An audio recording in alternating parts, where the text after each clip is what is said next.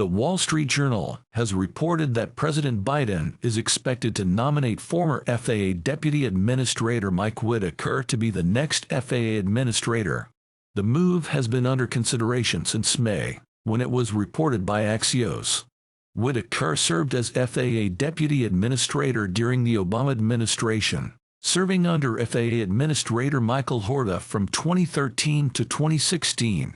Whitaker was an attorney for TWA and then United Airlines. Whitaker then worked as Group CEO at Indian travel conglomerate InterGlobe.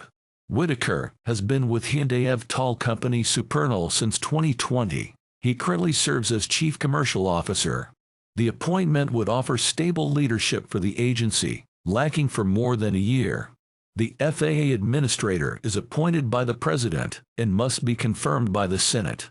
The agency has been without a permanent leader since March of 2022, when Trump appointed FAA Administrator Steve Dickson announced that he would leave the position midway through his 5-year appointment. Acting Administrator Billy Nolen was then named to hold the position until a new administrator could be appointed. Nolen left the agency in June of 2023 to take a position with eVTOL manufacturer Archer Aviation.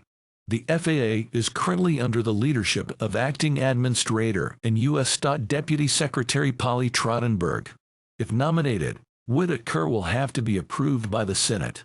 President Biden's first nominee to the position was Phil Washington, CEO of Denver International Airport. Washington withdrew from the process after 9 months of delay as senators questioned the depth of his experience in aviation and refused to advance his nomination. The FAA is facing significant challenges currently. The 2018 FAA reauthorization will expire in September of this year.